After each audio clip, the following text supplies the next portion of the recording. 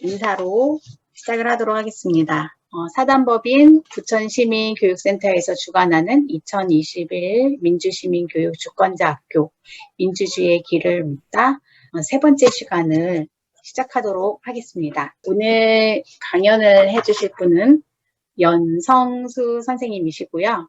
김금태 의원님과 함께 민주화 운동을 하셨고 그 사건으로 옥고를 치르시기도 하셨습니다. 16년도에 우리 헌법이길 국민운동 공동대표를 역임하시고 현재는 국민참여 개헌 시민행동 공동대표, 직접 민주주의 연대 상임 대표이시기도 하고요. 대표적인 것으로는 내 삶을 바꾸는 주권자 헌법 공저로 있습니다. 강사님을 소개하겠습니다. 박수로 맞이해 주세요. 네, 반갑습니다. 연성수라고 합니다. 오늘 열심히 얘기하고 같이 토론하는 자리가 됐으면 좋겠습니다. 강의는 파워포인트를 띄워놓고 할 텐데요. 파워포인트 보내드린 거 보셨나요? 큰 줄거리가 어떻게 되냐면 국민이 나라의 주인이라고 하는데 진짜 나라의 주인인가 하는 문제, 그리고 대한민국이 추구해온 두 가지 목표가 있어요. 그 두 목표가 무엇인지 확인해보고 그 두 가지 목표를 현 정권이 착실하게 수행하고 있는지, 수행하지 못하고 있다고 치면 그 이유가 무엇인지, 그리고 그에 대한 대안은 무엇인지 이렇게 살펴보기로 하겠어요. 제목은 내 삶을 바꾸는 주권자 정치라고 되어 있습니다. 대한민국 헌법 제1조에 보면은 대한민국 민주공화국이다. 국가 권력은 국민으로부터 나온다. 라고 되어 있는데 기획천을 위해서 만든 공동성을 보면 그런데 국민으로부터 나와서 어디로 가지? 이런 의문점을 갖고 있습니다. 권력이 국민으로부터 나왔지만 그 권력이 어디로 갔을까? 지난 30여 년 동안 많이들 궁금했을 것입니다. 최근에 내년 대선을 둘러싸고 몇 가지 재미있는 현상이 벌어지고 있어요. 대통령 후보들을 별이라고 칭하기 시작했거든요. 안철수를 보고 졌다고 얘기하고, 준비하면 표를 딴다고 얘기하고, 서울시장 출마했던 박 양반이 나를 별이 되겠구나 했다 그러고, 최근에 최재형 전 감사원장은 별을 품은 사람들이라는 단체를 만들어가지고 대선에 출마하려고 하고 있어요. 이런 얘기를 보면서 이 사람들이 정상적인가 하는 생각을 했었어요. 별이라고 하는 거는 땅에 사는 사람들이 아니거든요. 그래서 아직도 별의 순간 운운하면서 정치인을 특권 계급 취급한 게 아닌가 이런 생각이 들었어요. 그런데 대한민국 헌법에 보면은 대한민국의 주권은 국민에게 있고 권력은 국민으로부터 나온다고 돼 있어요. 저희가 지난 몇 년 동안 국민발 헌법을 만들면서 제1조를 이렇게 바꿨습니다. 대한민국의 주권은 국민에게 있고 권력은 국민으로 나오며 그 권력은 국민을 위해 행사된다. 그 전까지는 국민으로부터 권력이 나왔지만 그 권력은 누구를 위해서 행사가 됐어요. 그 정치인들, 권력자들, 돈 많은 사람들, 그 사람들을 위해서 행사가 됐죠. 그래서 우리가 법을 얘기할 때 흔히 뭐라고 얘기를 해요? 무전유죄, 유전무죄. 이거는 직접민주연대에서 국민 발안 개헌을 만들면서 만들었던 표예요.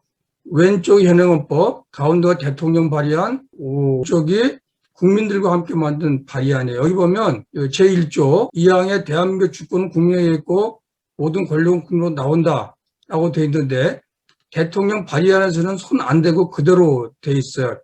나온 권력이 어디로 가는지에 대한 문제의식이 없는 거죠.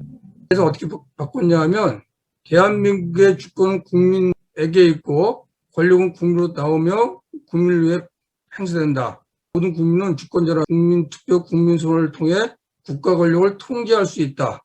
5항 모든 국민은 국민의 주권을 부여하는 권력 행사에 대하여 정할 권리가 있다. 이렇게 해서 대한민국 헌법 1조 개정안에 국민을 위해서 권력이 행사된다는 거, 모든 국민은 주권자로서 국민 발언, 국민 소환을 통해 국가 권력을 직접 행사할 수 있다는 거, 모든 국민은 국민의 주권을 부여하는 권력 행사에 대해서 정할 권리를 가진다 그래서 정한권을 명시했습니다.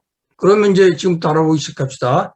대한민국 주권자가 추구해온 나라는 어떤 나라인가요? 여러분들 이 사진 다 보이시죠? 이 사진은 지난 촛불혁명 때 아주 유명했던 사진이에요. 여기 보면 크게 두 가지가 있어요. 가운데 보면은 이게 나라냐? 우리는 이런 나라 살 수 없다. 또 위에 보면은 나는 내가 대표한다고 해서 더 이상 대의 권력을 믿을 수 없으니까 내가 직접 정치하겠다. 이렇게 주장하고 있어요. 당시에 촛불시민이 염원했던 두 가지의 목표, 권리는 뭐냐면 첫 번째가 이게 나라냐 해서 올바른 만들 수 있는 권리를 주장을 했고 또 한 가지는 올바른 나라를 만들어 가기 위해서는 대의 권력이 맡겨서는 안 되니까 얘는 국민들이 직접 나서 정치하겠다. 이렇게 주장을 한 거죠. 촛불시민의 양대 권리는 첫 번째가 나라를 나라답게 민생복지국가에서 살 권리를 주장한 거고 두 번째는 복지화를 대의 권력들이 못하니까 직접 하겠다 해서 직접 민주를 실현할 권리 이렇게 촛불 시민들은 양대 권리를 주장했습니다. 근데 이 양대 권리가 사실은 혁명서부터 시작해서 1919년 대한민국 임시정부 1941년 건국강령으로 이어집니다. 그걸 살펴보겠습니다. 여기 보시는 거는 11년 대한민국 임시정부에서 만든 건국강령이에요. 건국강령이라고 하는 것은 해방되면 대한민국을 이렇게 만들겠다는 설계도인 거죠. 이 첫 번째가 노동권, 휴식권, 피구제권, 피보험권을 보장한다고 되어 있어요. 노동자, 농민, 의료비 완전 무상을 한다고 되어 있고 세 번째가 12세 이상 고등교육 무상, 네 번째가 18세 선거권, 23세 피선거권, 그다음 마지막 다섯 번째가 국민 입법권, 국민 소환권, 국민 투표권을 보장한다. 이렇게 되어 있어요.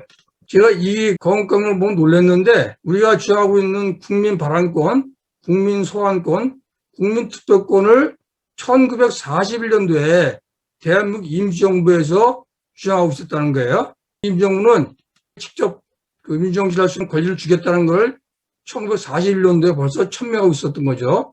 두 번째가 그 노동권, 휴식권, 피구제권, 피보험권, 노동자들한테 노동해주고 충분한 휴식을 할 수 있는 권리를 주고 무슨 문제가 생겼을 때 구제할 수 있는 권리를 주고 각종 재해 이론들로부터 보호할 수 있는 보험권을 주겠다는 게 그리고 노동자, 농민, 무료 의상 또 더 들어가면 국민 생활에 밀접한 관련해 있는 산업은 공유 또는 국유한다 그래가지고 그 병원, 철도, 전기, 수도, 상하수도 이런 거는 국가에 직접 지원을 해서 국민들에게 생활 보장을 하겠다. 이런 내용들이 들어가 있습니다. 건국강령에서부터 그 민생 복지권하고 직접 민주주의를 실현하겠다는 두 가지 목표를 분명히 하고 있어요. 이 건국강령의 중요한 거는 41년도에 좌익 계열인 김원봉 계열하고 김구 우익정부하고 합작을 해서 만든 합작정부에서 만든 겁니다. 자, 이건 동학회전 개적 12조는 1894년에 동학혁명을 일으키면서 피폐한 민생을 살리기 위해서 이 폐경을 개혁하겠다라고 한 겁니다. 여기 보면 제일 첫 번째가 교도와 정부는 서정 협력할 것 설치해가지고 그 민중들이 농민들이 직접 그 정치를 하겠다라는 걸 천명하고 있는 거예요. 두 번째가 탐관놀이 숙청, 횡포한 부호 처벌, 불량한 유림과 양반 처벌 이거는 지금으로 치면 국민 소환제에 해당되는 거죠. 세 번째가 노임수가 평등을 주장하고 있어요. 네 번째가 토지 평균 분작 이거는 토지를 공평하게 나누어서 배골치 않도록 농사를 짓겠다 그런 뜻이에요. 그다음 이름 잡세 폐지, 공사채 면제 이런 걸 보면은 민생 복지를 주장하고 있는 거예요. 그래서 1894년도 동학혁명을 일으키면서 민생 복지를 주장을 했고 이걸 실천하기 위해서 직강소를 설치해서 농민과 민중들이 직접 정치하겠다 천명하고 있어요. 자, 여기 보면 대한민국 주권자의 오랜 꿈은 뭐냐면 첫 번째가 민생복지 시연으로 먹고 자고 일하고 애 낳고 교육하고 병원 가는데 걱정이 없는 나라를 건설하는 것이다. 두 번째가 이런 나라를 만드는데 대의 권력을 맡겨서는 안 되니까 직접 민주정치를 제도화해서 국내 뜻을 거스르는 공무원을 견인 경제 통제할 수 있는 나라를 건설하는 게 대한민국의 오랜 꿈이었고, 이 꿈은 1894년 동학혁명서부터 해서 1919년 임시정부 만들 때 1941년 건국강령에 아주 기록되어 있습니다. 이런 대한민국 주권자가 추구했던 양대 권리, 민생복지국가에서 할 권리, 그리고 민생복지국가를 만들기 위해서 직접민주를 실현할 권리, 이 권리가 대의제에서 실현 가능할까 한번 알아보겠습니다. 촛불 정부를 자임한 문 정권도 대정권이죠. 문 대정권의 지난 4년을 뒤돌아보면 과연 내 삶은 진보했는가 하는 질문을 던져봐요. 진보했다는 말 속에는 대한국민이 1894년부터 추구했던 민생복지국가 그리고 직접민주의 실현 이 두 가지를 만드는데 발전하고 있는가를 알아보는 거예요. 이거는 문 대정부가 임기를 시작하면서 내온 5대 국정 목표예요. 첫 번째 목표가 국민이 주인인 정부, 이건 직접민주를 얘기하는 거죠. 두 번째, 더불어 잘 사는 경제. 세 번째, 내 삶을 책임지는 국가. 이건 민생복지국가를 얘기하는 거예요. 문 정부도 초기에는 직접민주의 실현과 민생복지국가 건설을 목표로 내걸었습니다. 그런데 과연 잘 해왔는지, 잘 하려고 했는지 한번 알아봅시다. 왼쪽 표는 소득 격차에 대한 자료예요. 그 다음에 오른쪽 표는 상하 20%의 소득 매표예요. 이 표에 보면 소득 격차가 5배, 부동산 격차가 무려 164배가 돼요. 그래서 문정권 들어와서도 계속 소득 격차와 부동산 격차는 벌어지고 있어서 K 양극화라 그래서 이 K자처럼 부자들은 갈수록 소득이 늘어나고 서민들은 갈수록 소득이 줄어들고 이걸 보면 민생복지국가 건설하겠다는 것은 잘 안 되고 있는 거죠. 그다음 다음 편은 역대 정부 아파트 매매 전세가격 증감률을 표시한 표예요. 여기 보면 서울 아파트값이 문 대정부 출범 4년 뒤에 무려 86.5%가 올랐어요. 그러면 문 정부는 민생복지국가 실현의 면에 있어 점이나 주시겠어요? 1점, 2점, 3점, 10점 만점에서 한번 선택해 보세요. 자, 다음은 문 정부가 직접 있어서는 몇 점이나 받았을까 한번 알아보겠습니다. 이 표는 직접민주연대에서 5대 목표를 정한 겁니다. 여기 보면 직접민주주의 실현을 위해서 국민소환제, 국민보완제, 국민투표제, 국민공론제 4가지를 정한 겁니다. 이 주장은 직접민주연대에서 만든 게 아니라 촛불혁명을 거치면서 촛불 시민들이 희망했던 직접민주의 항목들을 정리한 겁니다. 자, 첫 번째 국민소환제. 국민소환제는 전 국민의 70%가 찬성을 했어요. 그리고 민주당 21대 총선 정치공약 4번이었던 국민소환제가 어떻게 됐냐. 2020년 12월 민주당 입법 과제에서 국민소환제가 빠져요. 위에 보면 국민소환제 도입 및 국민윤리특별위원 상설을 추진하겠다. 이렇게 주셨고 위에 보면은 일하는 국회 신뢰분을 만들기 위해서 정치개혁 부문 더불어민주당 총선 공약에 이렇게 4가지를 집어넣고 그게 4번째로 국민소환 주장했는데 2020년 12월 달 그러니까 작년 11월에 민주당 입법 과제도 국민소환제가 슬그머니 사라집니다. 영국은 2015년에 국민소환 지정했어요. 자, 국민발안제 대선 공약이었던 국민발안제가 어떻게 됐냐. 문재인 대통령이 국민법안 발안제 실현하겠다고 했는데 하지만 이 개헌안은 흐지부지가 됐죠. 그 개헌을 만들 때도 여기 보시면 56조에 국민은 법률안을 발의할 수 있다. 발의의 요건과 절차 등 구체적인 방법은 법률로 정한다고 돼 있어요. 국회의원들이 법을 만드는 건데 국민들에게 그 법률 발의권을 준다 그러면 국회의원들이 좋아할 리가 없죠. 그런데 그 국민 발의법을 만드는 거를 국회의원들은 맡기겠다는 거예요. 이거 사실 안 하겠다는 건 말이죠. 그리고 민주당 21대 총선 정치개혁 두 번째 공약이 뭐였냐면 국민입법 발의제였어요. 그 국민들의 입법 참여를 확대하기 위해서 국민입법 발의제를 도입하겠다 약속을 했는데 총선 공약과 달리 민주당 1호 법안에서 국민입법 발의제를 슬그머니 빼버리고 뭐만 남겼냐 하면 법제사법위원회 회계하면 자구 심사권 폐지, 상식 국회 제도와 본회의 및 상임 불출석 공개. 명단의 공개는 그 전에도 네이버에 들어가면 다 볼 수 있는 거예요. 이런 것만 하고 정작 중요한 국민입법 발의제는 빼버렸어요. 원래 이 국민입법 심사위에서는 청와특별위원을 신설해가지고 월 1회 정도 질의 후 소관위원을 넘긴다. 이런 조항을 신설하겠다고 주장했는데 슬그머니 빼버린 거죠. 이거는 박주민 의원이 20대 국회에서 국민입법 청원을 낸 건데 이 청원에 보면은 10만 명이 서명하면 상임위로 올라가게 돼 있어요. 근데 올라가더라도 상임위에서 처리 안 하고 뭉개면 그냥 끝이에요. 그걸 막기 위해서 80일 내에 상임위 심사를 거쳐야 하고 위원회 안으로 제한된 후에는 90일 이내에 법사위 심사를 마치도록 해야 한다. 신속 처리 안건으로 두겠다. 이렇게 얘기했는데 이게 다 무산된 상태인 거죠. 그래서 저희 직접민주연대에서 국민입법 청구안을 만든 거예요. 여기 보면 6주간 10만 명이 서명한 청구안에 대해서는 국회 방송이 중계하는 공청을 많이 개최해야 된다. 그 다음에 심사 기간 내에 심사가 이루어지지 않으면 자동으로 상임위에 회부하고 상임위 회부되니 30일 지나면 자동으로 상정되도록 강제한다라고 되어 있어요.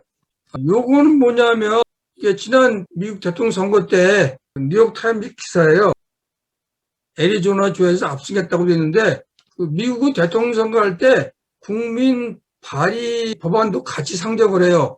국민들이 낸 국민 발의안을 선거 기간까지 모아놨다가 대통령 선거 중간 선거 때마다 국민 발의안제를 같이 투표했는데 이번에는 대마초 합법화안이 애리조나주에서 국민 발의가 됐어요. 미국 50개 주 가운데서 주민 발의안 또는 주민 투표안을 주는 모두 24개로 대선과 중간 선거 때 주민 발의안을 함께 투표해서 결정하죠. 미국은 국민이 발의한 발의안은 국회의원이나 이런 사람들이 투표하지 않아요. 이건 국민들이 직접 투표해서 결정을 합니다. 국민투표 부의 요구권이 불행명 때 모바일 국민투표로 국민들 의사를 물어가지고 신속하게 결정하고 있는데 이걸 본떠 우리도 국민개헌안 만들 때 국민투표 부의 요구권이라 가지고 국민들의 요구하면 대통령은 특별한 이유가 없는 한 국민투표로 붙여야 된다. 이런 걸 넣자고 주장했어요. 문재인 정부에서 거부했어요. 국민투표 요구권을 문재인 대통령 개헌 발의안이에요. 여기 보면 현행 헌법하고 대통령 발의안하고 똑같아요.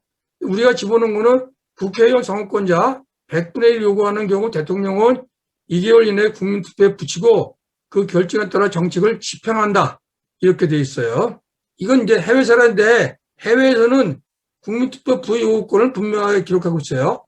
헝가리 헌법 8조에는 20만 명 이상의 선거인이 시정하면 전국 국민투표를 명해야 된다. 덴마크에서는 국회의원 3분의 4명으로 국회에서 가결된 법안을 3일 이내에 국회의장에게 법안의 국민투표 부여를 요구할 수 있게 되어 있어요.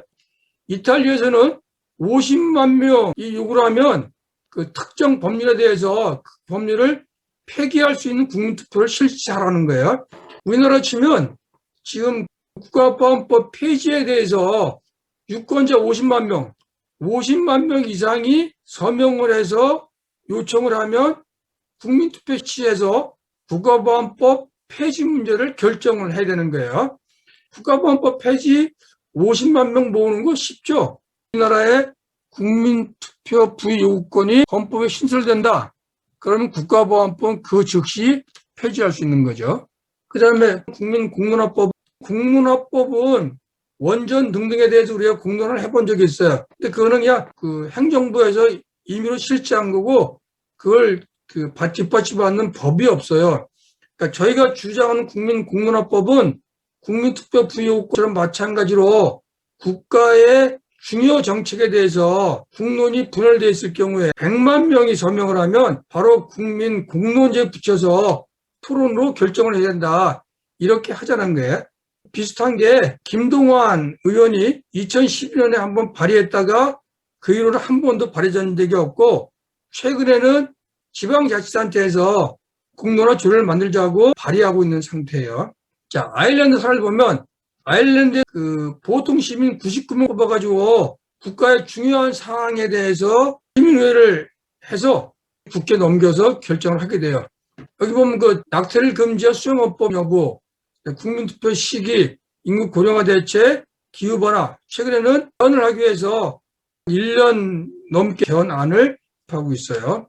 이렇게 볼 때 현대 민주정치의 추진은 호남 민주정치예요. 대의제가 국민의 의사를 담기가 그리고 대의제는 부정부패가 만연하기 때문에 문제가 생겼을 때 국민들이 직접 관여해야 되겠다 그래서 대의제에다가 직접 민주를 결합시킨 호남 민주정치를 하고 있어요. 이게 현대 민주정치의 주류인 거죠. 그래서 앞에 봤듯이 국민소환제, 국민발안제, 국민투표제, 국민공론제를 대다수 선진국에서는 시행하고 있어요. 우리나라가 이번 달에 선진국으로 바뀌었죠. 지금까지는 우리가 선진국에 못 들어가서 이런 걸 안 했는지 모르겠지만 선진국에 들어갔으니까 이제 바로 시행해야 된다고 생각합니다. 자, 잠깐 쉬었다 갈까요? 조금 더 해도 될 것 같아요. 더 할까요? 예, 알았습니다. 그런데 왜 우리나라만 직접 민주를 거부하고 철저한 대의제를 고수하고 있을까? 왜 거부하냐면 이렇게 간단히 말씀드릴게요. 국제 정권이 계약한 양당 독식 대의제가 워낙 단단해서 국민 눈치를 보지 않고 정치할 수 있어서 그런 거예요. 여기서 이승만 정권, 박정희 독재 정권, 전두환, 노태우 독재 정권 이런 4대 독재 정권을 거치면서 이 선거법 이 등등 거에서 굉장히 나쁘게 계약해왔고 그 계약한 게 양당 독식하기 딱 좋게 만들어 놨고 그거를 이 정치인들이 자기네에게 유리하니까 안 고쳐놓게 된 거죠. 자, 하나 봅시다. 1958년도에 이기분과 야합한 민주당이 선거법을 개정했어요. 그래서 선거운동 기간 제한, 사전 선거 금지, 기타금 도입, 양당 체제를 구축한 게 지금까지 그대로 이루어져요. 이때 이제 왜 이걸 개정을 했냐면 57년도에 조봉암 진보당이 돌풍을 일으키 그 자유당도 위기를 느꼈지만 제일 야당이었던 민주당은 더 큰 위기감을 느껴요. 그래서 민주당이 조봉암한테 제1야당을 뺏길까 봐 자유당과 야합을 해가지고 선거법을 개정한 거예요. 결과 양당 체제가 구축된 거죠. 박정희는 정당법을 개정을 해가지고 승다 독식 선거제도를 만들었어요. 제1에 무조건 비례대표제 과반수를 주음으로써 정권 안정을 깨했죠. 이게 최근까지 유지되다가 작년인가 비례대표제 개정하면서 또 소수 정당도 비례대표를 가지고 갈 수 있도록 개정했잖아요. 근데 개정하자마자 어떻게 했어요? 만들어가지고 또 양당이 독식해갔죠. 기득권 정당들은 절대로 자기 권리를 포기 안 해서 된 정당법을 절대로 개정하지 않아요.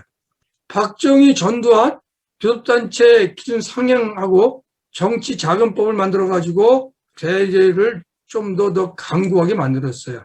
자, 여기서 정당 국고 보조금 교섭단체 50% 이건 무슨 얘기냐면 이 헌법에 정당 국고 보조금 조항을 둔 나라가 없어요.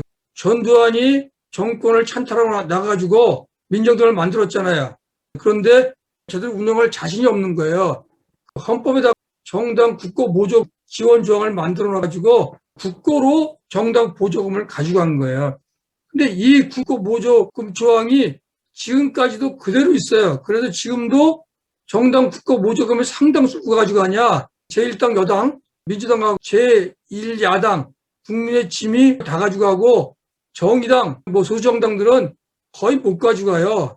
이 정당 운영비는 그 세 과목 보고 안 해도 전혀 문제가 없어요. 그래서 이거 어떻게 쓰는지 지금 아주 심각해요. 자, 그 다음에 민정당과 야합하고 제한조항을 만들어가지고 여기 보시면 지역정당 원천봉쇄, 공무원 총선 입당 불가, 100만 명 입당 제한, 총선 2% 미만 득표 정당 등록 취소. 지금도 그대로다. 존속해서 현재 정당법, 선거법은 기득권 정당한테 아주 유리하게 있고 신생정당이 원내 진입하기가 아주 어렵게 돼 있어요. 그래서 이제 결론을 얘기한다고 치면 왜 한국이 직접민주를 포함한 호남민주를 안 하고 있냐. 현재 만들어진 대의제 선거법이 기득권 정당에게 아주 유리하게 만들어져 있기 때문에 포기할 이유가 없는 거죠. 한국의 기득권 정당들은 선거에서 이기면 그 집권당이 되니까 무지하게 좋아요. 저도 제1야당이 돼서 국고 보조금의 상당수를 가져가니까 손해볼 게 아무것도 없는 거예요. 그래서 현재 양당 체제 하에서는 선거에 이겨도 선거에 져도 정당 유지하고 먹고 사는 데는 전혀 지장이 없는 거예요. 그렇기 때문에 이 친구들이 선거법을 개정하고 정당법을 개정하고 정치 개혁을 할 생각이 전혀 없고 직접 실현할 생각이 더더욱 없는 거죠. 한마디로 대의제는 일종의 과두제인데 이것만 하고 잠깐 쉬었다 합시다. 대의민주주의는 누가 주인인 주의인가요? 참고로 말씀드리면 민이 주인인 주의를 민주주의라고 해요. 그러니까 국민이 주인인 주의를 민주주의라고 얘기해요. 그럼 대의민주주의는 누가 주인인 주의예요? 대의민이 주인인 주의인 거죠. 대의민이 누구예요? 대의민은 국회의원, 대통령, 정치인 이 사람들이 주인인 주의가 대의민주주의예요. 그러니까 대의민주주의는 이게 민주주의에 아니에요. 아니에요. 그래서 대의민주주의 부르면 안 되고 그냥 대의제라고 불러요. 그래서 대의제는 뭐냐? 대의제는 일종의 과두제로서 정치로 먹고 살려고 하는 정치로 특권 계급이 되고 싶은 사람들, 정치 귀족을 위한 정치제도다. 이렇게 요약할 수 있어요. 자, 그 유주화는 정치인준을 막기 위해서 대의제를 도입한 거예요. 그 평명은 누구랑 같이 합작을 했어요. 민중과 부르주아 합작을 해서 일으켰죠. 그 결과 민중들이 급격히 진출하니까 이걸 막기 위해서 부르주아들이 할 수 없이 대의제를 도입했어요. 처음에 도입하고 나서 1792년 프랑스 혁명 직후에는 성인 남성의 1.9%만 선거권을 부여받았어요. 이 대의제는 사실은 부르주아 정치 유지하기 위한 수단밖에 안 되는 거죠. 근데 이거를 수많은 사람들이 피를 흘려서 보통선거권을 쟁취한 거고 그 보통선거권 쟁취해도 대의제가 안 깨지니까 그다음부터는 각성된 민중들이 대의제를 통제하기 위한 직접민주에 도입을 위해서 수많은 나라들이 싸워온 거죠. 그 결과 현재 선진국의 상당수가 국민 발안제, 국민 투표제, 국민 공론제, 그리고 국민 소환제를 달성했던 거예요. 근데 우리는 여기에서 아직 한참 못 가고 있는 거예요. 자, 이 사람인데요. 이 사람이 이렇게 얘기했어요. 이 사람은 민주주의를 혐오해서 대의제를 간철시켰다. 그 당시에 민주주의라 그러면 이거는 직접 민주를 얘기했어요. 직접 민주를 하면 혼동을 해서 나라가 어디로 갈지 모르기 때문에 대의제를 굳고 간철시켰어요. 그 보니까 대의제가 과도로 타락할 때가 입법부, 행정부, 사법부가 서로 견제하도록 상권 분립을 처음으로 지도한 사람이에요. 이 사람이 주장할 때 뭐라고 하냐면 대중은 이해관계 따라 대표를 뽑지만 선거로 뽑힌 대표자는 양심적 선량이라 사적 이익, 파벌 이익보다 공익을 추구할 것이므로 대표권은 공익을 위해서 자유위임되어야 한다. 그러니까 직접민주 대신에 대의제를 도입했어요. 그런데 과연 선거로 뽑힌 국회의원들이 대통령이 사적 이익보다 공익을 추구해요? 여러분 그렇게 생각해요? 아니요. 전혀 그렇지 않죠. 정치인이 선량이라고요. 정치인들은 누구를 위해 정치할까요? 기득권. 미적거리면서 국민이 원하면 나가겠다 그렇게 얘기하니까 윤석열이 뭐라 그랬어요? 국민이 원해서 정치하는 사람 아무도 없다. 정치는 지가 원해서 하는 거다 이렇게 얘기했잖아요.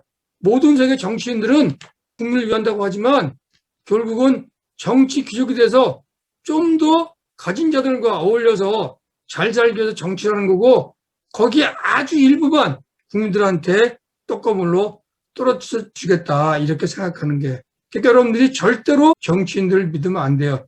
여러분 국민의 권리는 국민 각자가 찾지 않으면 안 되는 거죠. 제가 최근에 이제 안타까운 거는 대선 있잖아요. 대선번 되면 그 시민 운동하시는 분들이 대선 주자에 밑에 가서 줄 서려고 생각을 해요. 그러면서 명분으로는 이 사람이 돼야지 좀 더 좋은 정치가 되고 좀 더 좋은 나라가 될 수 있다. 이렇게 얘기하는데 실제로 그 사람들이 당선되면은 당선 전에 우리하고 얘기했던 거 지키는 거 별로 없어요. 아까 제가 김근태 전 의원하고 운동 같이 했다 그랬잖아요. 제가 뼈저리게 반성하는 거는 87년 그 민주항쟁 이후에 또 직선제를 했죠. 그때 누가 나왔어요? 이 야권에서 김대중하고 김영삼 나왔죠.